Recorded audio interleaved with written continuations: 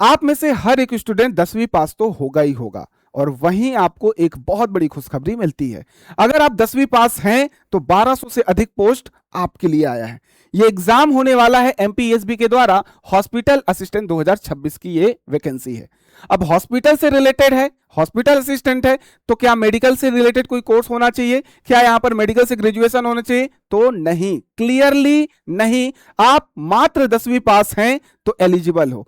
क्या है इसकी संपूर्ण जानकारी, क्या है योग्यता, कितनी सैलरी मिलेगी 10वीं पास होने पर, और यहां पर संपूर्ण जानकारी सिलेबस के साथ अंत तक आप इसे देखिए, हर एक डाउट क्लियर हो जाएगा। मात्र 1.5 महीने के बाद आपका पेपर है, तो तैयारी भी जल्दी जल्दी आपकी हो जाएगी और सरकारी नौकरी फटाफट मिल जाएगा। सबसे पहले बात करूं, कुल पदों की संख्या 1200 है, बड़ी भर्ती है, बड़ी भर्ती है।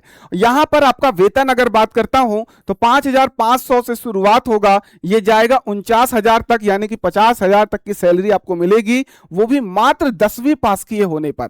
तो अगर 10वीं पास हैं और सरकारी नौकरी का सपना देख रहे हो, या ग्रेजुएशन हुए हो, या कोई भी चीज की तैयारी कर रहे हो, ये फॉर्म भरना मत भूलो। ठीक है, ये फॉर्म भरना मत भूलना, क्योंकि ये बहुत अच्छी वैकेंसी है। इसका आवेदन की जो तिथि है साथियों, 7 मई से ये प्रारंभ होगा। 7 मई से 21 मई तक आपका आवेदन होगा। प्रारंभ यहां पर फॉर्म फिलिंग डेट आपकी 7 से 21 मई। एग्जाम कब होगा? एग्जाम आपका 1.5 महीने बाद, मोटी मोटा आपका एग्जाम 1.5 महीने बाद 24 जून 2026 को आपका एग्जाम होगा। तो अगर आप 10वीं पास हो, 10वीं के सब्जेक्ट्स आपको आते हैं, तो आप इस एग्जाम को फॉर्म भरिए और एक पोस्ट प्राप्त करिए, सरकारी नौकरी का सपना पूरा करिए। अगर मैं शैक्षणिक योग्यता की बात करूं तो मैं बार बार बोल रहा हूं कि 10वीं पास चाहिए, और कोई भी डिग्री नहीं चाहिए, कोई भी आपका डिप्लोमा कुछ भी नहीं चाहिए, मात्र 10वीं पास चाहिए। खास बात यह है कि एमपीईएसबी के द्वारा किया जा रहा है, लेकिन अदर स्टेट के, अन्य राज्यों के उम्मीदवार भी यहां पर आवेदन कर सकते हैं। तो एक बहुत अच्छी खुशखबरी है दूसरे राज्यों के स्टूडेंट्स के लिए। जो एमपी के अदर स्टूडेंट्स हैं वो भी फॉर्म भर सकते हैं, वो भी एलिजिबल हैं।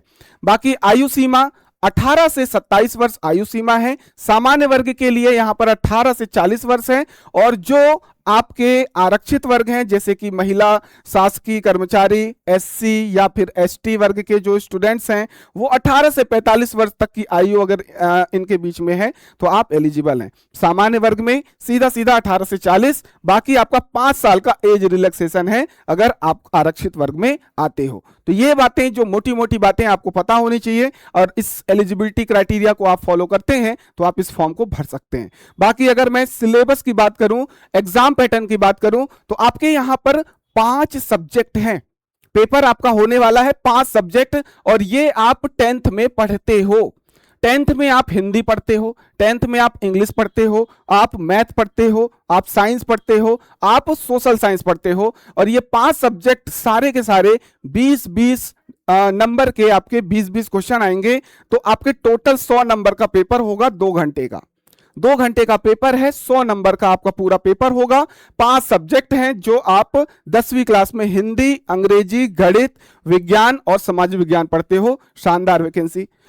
यहां पर आपके लिए थोड़ा सा एक कटौती कि 1/4 आपका 0.25 नेगेटिव मार्किंग है। नेगेटिव मार्किंग है तो आपको पेपर देने की, जो नेगेटिव मार्किंग वाले पेपर होते हैं उसको देने की प्रैक्टिस होनी चाहिए। और मैं आप लोगों के लिए नेगेटिव मार्किंग में कैसे पेपर दिया जाता है इस पर एक वीडियो बहुत जल्द लेकर के आऊंगा। तो चैनल को सब्सक्राइब जरूर कर लेना, क्योंकि बहुत काम की चीजें आपको मिलने वाली है और ऐसी वैकेंसी लगातार मैं आपको लाता रहूंगा। अगर मैं पेपर की बात करूं, जो आपके 5 सब्जेक्ट हैं, अगर आपने एनसीईआरटी 10वीं क्लास की पढ़ रखी है और नहीं भी पढ़ी है तो आप उठा लाओ।